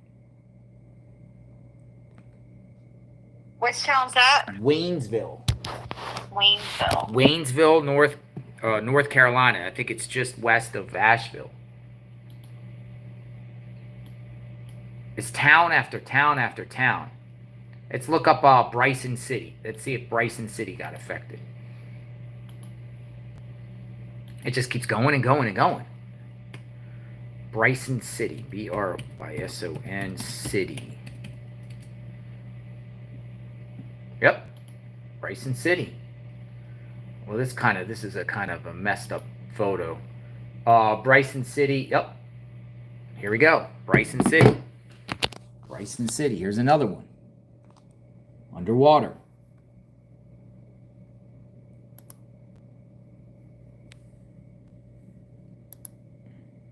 Doesn't look as bad as the other ones, but still underwater. A lot of damage. I'm sure there's some watchers probably from different towns out there. Name the town. Name the town. Name a town. We'll look it up. What I suggest, folks, if you really want to get information on a particular town, I would say put it in Twitter. We'll see Robbinsville, which is farther to the west. Robbinsville. Robbins. Robbins-ville. And you can see for yourself. All right, so I don't see anything on Robbinsville. And a Robbinsville, here's the thing. Robbinsville, see, you can kind of get an idea of where the destruction is based off the map. Now, let me just put this out here just to show you. I'm in western North Carolina, all in this area here. Is where Black Mountain is another place. Well, I just put in Robbinsville, which is, this right here is Asheville. This is Robbinsville right here, and I didn't see anything on Twitter out here. Here's Gatlinburg, Pigeon Forge. So it seems like it might be more concentrated just to the east of Gatlinburg. Gatlinburg had a lot of rain, but it seems like it's more concentrated in this area here. because on the alerts on Google Maps, you see a lot of these red spots where they tell you hurricane, but you don't see it really out here in this area. I think it's like the I-40, I-26 area. Yeah, Weaverville. Smoky Mountain Gal said in the chat, in Newport, Tennessee, Cobb County, they got the alert about the Waterville Dam around 2 p.m. That would have been, Friday? 2 p.m. Friday. And so they got the warning at 2 p.m. about Waterville Dam and Lake Lure. And then later at midnight, they got another warning about the Nolichucky Dam. So those are the three. So it was Lake Lure Dam, Waterville Dam, and Nolichucky Dam. All three. All right, this is interesting. And the alerts went out again. The alerts went out just as they were about to break. This guy just tweeted out 2 hours ago, 6 people trapped in a cabin requesting rescue in Weaverville, North Carolina. And he tweeted this out, and I guess it's coming from the scanner. 4140 states there are 6 subjects trapped in a cabin. Weaverville. That was just tweeted out 2 hours ago. 6 people trapped in a cabin. Weaverville is just north of Asheville. It's on 26. So Weaverville would be right here. So, again, there's just so many. You just have to keep going, looking around. This is Weaverville. This is Asheville. This is I-26. So it might be 6 people trapped in a cabin in Weaverville. So Beatific Vision had a question about Starlink. So basically, the way you connect to it, it's like any other Wi-Fi. So if you're looking on your phone at the list of available Wi-Fi, which out there would probably be the only one, you just click on that and enter the password NC Strong. So you don't have to download anything special. It's just like a Wi-Fi. It's essentially like a hotspot. Did you say Black Mountain? Yeah, Black Mountain is a place I've been hearing a lot too. So I got some footage from Black Mountain area right here. Yeah, Mary Taylor just said in the chat asking if there's any info on Black Mountain. Her brother is there. So this is Black Mountain. Underwater.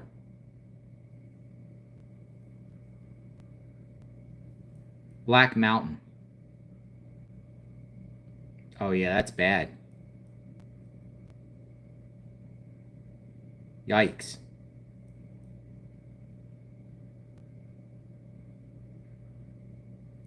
So there you go. That's Black Mountain. That's what somebody tweeted out.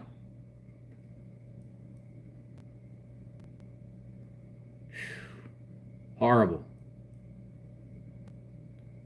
What was the death toll of Katrina?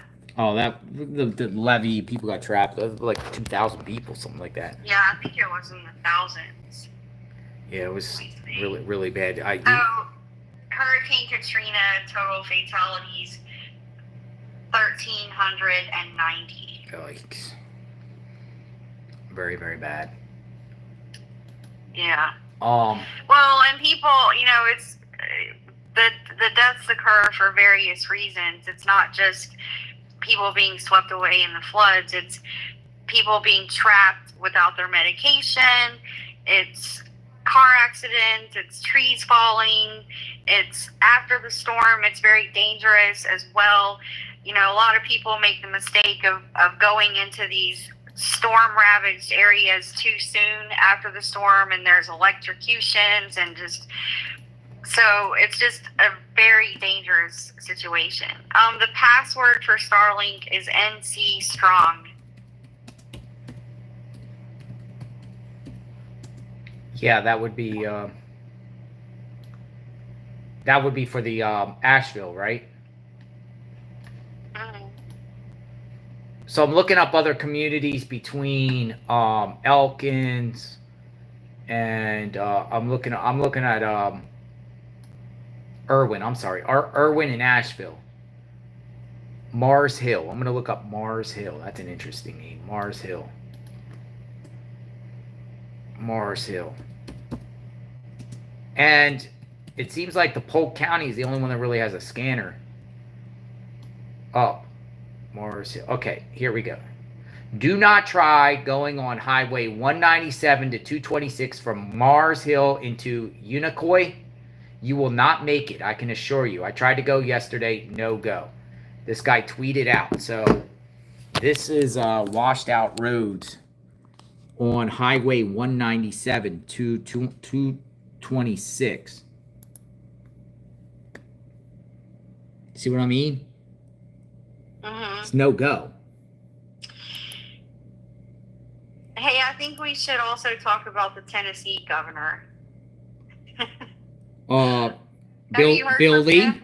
Bill Lee? Yeah. Where is Have he? you heard from him? Well, I just went to his Twitter. He posted something about condolences for a former governor who passed away. And then yesterday he posted that he toured the area. He toured the storm and flood damaged areas. And he was thanking Highway Patrol, Tennessee DOT, and other first responders for recovery efforts. He said, though our state has weathered significant storm damage, Tennessee is resilient and we will rebuild. We continue to pray for all impacted communities and urge Tennesseans to follow local guidance for key updates and community resources. So that's all that I'm seeing from him. I think it's weird. I think the tone of those tweets makes it seem as if it's over with and now they're just recovering, which I don't think that that's really accurate. So, yeah, they still have to account for thousands of missing people. This is Cattail Creek, several yards from the Cane River. I'm trying to get this area called Cane River to see what happened in Cane River. Just bad. The consensus here is washed out roads. Or almost impassable roads. Maybe even roads not even in existence anymore.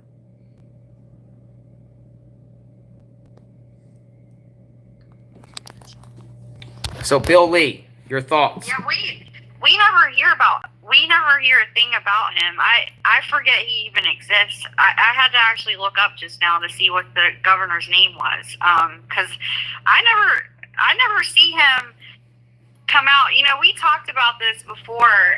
We've covered cases all over the country, and it's actually pretty rare to see a governor take the forefront on anything, really. And the only ones we've ever seen do that were Andy Brashear during the manhunt, Kathy Hochul during the Charlotte Senna case. We see DeSantis all the time coming out when things happen.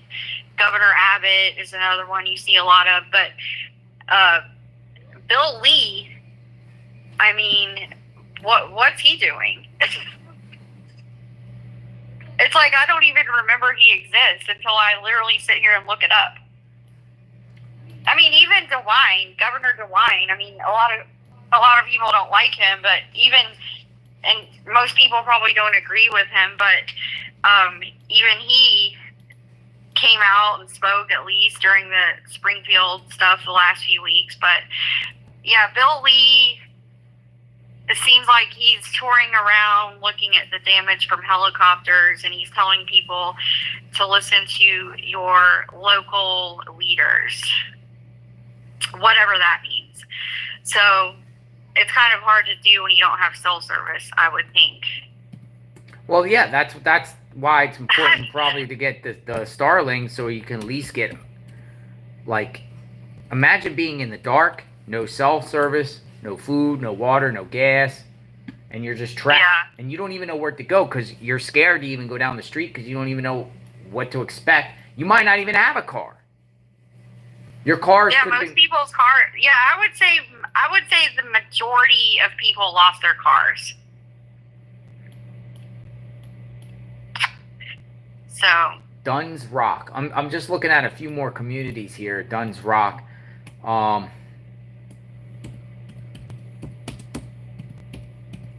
So much destruction, so much damage. So we'll keep an eye on this. Anything else you want to add? Biltmore. Oh, Biltmore. Let's just get Biltmore. Is that how you say it, the Biltmore? Let's see. yeah, Yeah, so Biltmore Village, drone footage of historic Biltmore Village underwater after flooding in North Carolina. I'm going to get this footage here up in a second. Got to clear an ad, and we're going to see what we got here. Okay, here we go. We're going to play this and show you historic flooding Biltmore.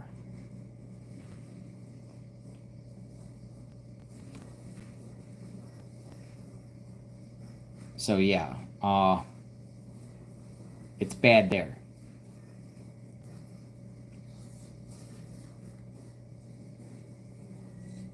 Bad there. yeah. Isn't that? Yeah, I mean that's a complete loss. That's a complete loss. Yeah, it's a lot.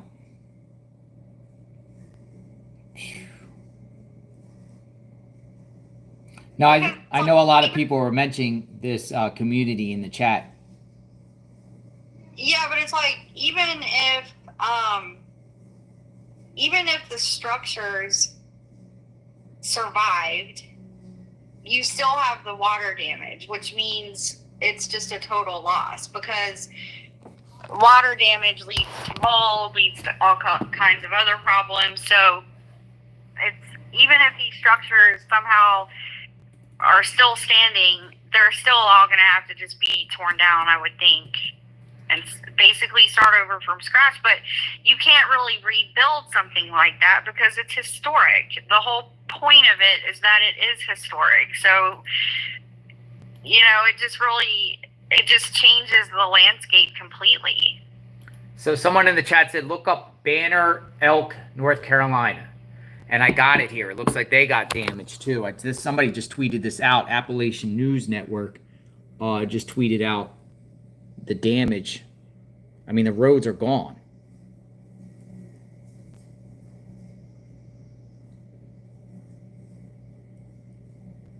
So roads along the creek or cross the creeks or rivers cross over the road pretty much wiped out. Look, bridge gone. Gone. This is Banner Elk. This is on Route 197. Gone. Look at that. I mean, it's bad. Banner Elk. Horrible, folks. Yeah, and a lot of the bridges are just gone. Someone said collapsed bridge in North Cove. Where? North Carolina. North Cove. North Cove? North Carolina. Mm-hmm. Interesting. So, what it says here, our station received this email from Banner Elk in Avery County. This just was out here just earlier. Banner Elk. I am hoping to open a line of communication with the outside world. Residents of Elk River in Banner Elk are completely stranded. Attached is a picture of what used to be a bridge, which is the only way in and out of our community. We have no power, water, cell service. We do have a generator and Wi-Fi at the clubhouse, which is how we are sending this. Most of the residents are elderly, and there is no way to get out if there is an emergency. If nothing else, maybe you guys can help us communicate information to from the outside. Scott. Banner Elk. Looks like residents are trapped in Banner Elk. Yeah, I think another thing worth mentioning, Dolphin Bear brought this up. You know, there's a nuclear power plant out there too. Yikes. That was downstream. Let's see, called Erwin Nuclear. And so I actually saw some people asking about that the other day when the breach was imminent. Someone mentioned the fact that there was a nuclear power plant nearby. So that's another thing to consider, is like what washed off from there that's now going downstream into the water and things like that. So we're so early on in this. I don't think that we can even fathom the long consequences that we'll end up seeing. Here's another resident in Banner Elk. Another text from a resident. We have been able to drive somewhat around the mountain, checking on people and surveying damage. The mountain is worse than initially thought. The damage is catastrophic. Everyone is in tears and disbelief. This mountain we love looks like a war zone. We cannot access a lot of the mountain due to roads being washed out and gushing waters, plus power poles are across the roads. Many heroes and angels in our community have appeared, too numerous to mention all of them.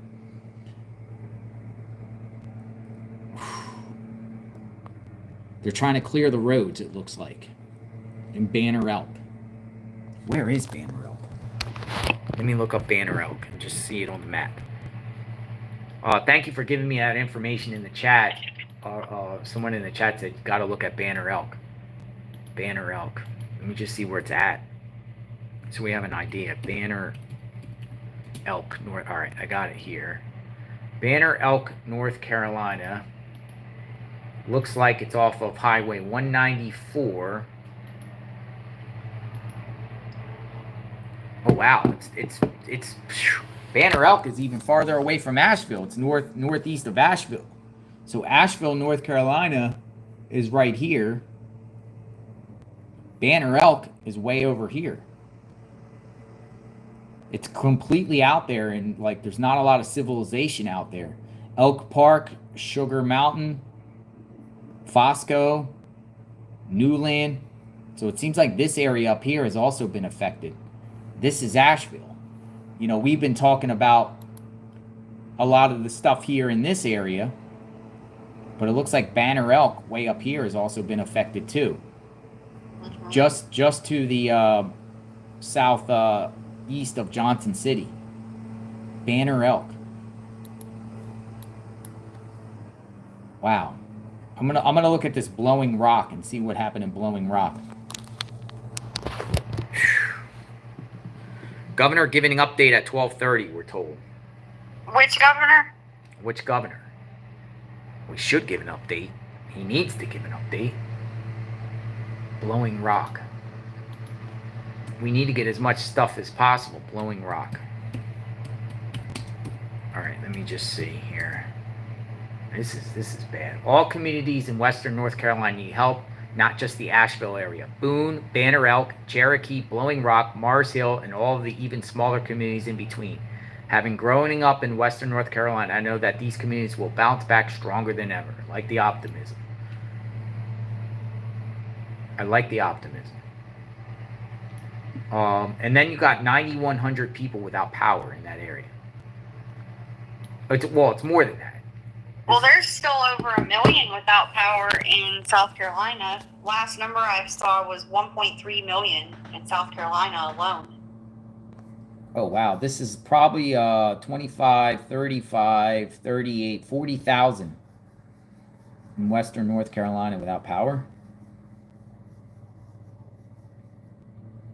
Probably more. I don't know how accurate. This is North Carolina power outage. Wow. Scary, folks. So I guess apparently the governor is going to give an update at 12:30. Are you talking about Roy Cooper? I think some people in the chat were saying Governor Prescott. Or Bill Lee? Which governor? Which governor, so we know. We can actually stream it and listen to what they have to say. Yeah, it's a disaster, folks. So what we're going to do is we'll find out about this press conference. We'll take a break and we'll be back and we'll continue to do coverage on this terrible disaster. We'll try to get up there, not yet. It's just, and you know what's even more scary is another hurricane is headed in the Gulf of Mexico, possibly by the end of next week. Is that Joyce? Hurricane Joyce? I don't even know the name, what it would be. But some of the maps have it maybe Louisiana. Some have it going back to the Big Bend area of Florida. It's too early, but keep your eyes open. Scary stuff. We are in the middle of hurricane season, and this is the power of Mother Nature. Very scary stuff. Yeah. Well, and also before we go, I want to give a big update on another case that we followed from last month in August 25th, the double murder in Frederick County, Maryland. Crimea Baker and her boyfriend Sean Lang. If people remember that case, it was Crimea and her boyfriend were shot with over 40 rounds while the kids were in the house. The kids were in the house hiding. And we suspected her ex-husband was involved, and the update is he's been arrested and charged with 2 counts of first-degree murder, home invasion, and firearms charges. He will be extradited back to Maryland, I assume, pretty quickly. He's being held right now in Brevard County. Yeah, we'll do a report on that, but that's great news. Accountability time on that. Justice for the 2 victims there. I got somebody doing a bunch of cleaning out front. That's the noise. Somebody also asked me, is there someone behind you, JLR? Yeah, there's people out there fixing up landscaping. Got to keep our property nice, fresh, and clean. All right, folks. So we are praying for North Carolina. We'll be back in a bit. We'll get some more information, and if anything else breaks on this case, we'll share with all of you. Historical flooding, a lot of people affected. Horrible, horrible, horrible, horrible. Anything else you want to add, Magnolia? No, not right now. All right, we'll talk soon. JLR Investigates. Hit that sub button, like notification button. We'll talk soon. Storm chasing, and hopefully we'll get up there to really see what happened. Now's not the time. We're not going to go up there yet. Maybe sometime next week we'll check it out. Praying for everyone up there, and hopefully they get rescued and safe, and everyone is doing better. Losing property is one thing, but lives is another. Property can be replaced. You can replace property. You can't replace lives. So praying for everyone out there. Have a good day. JLR Investigate.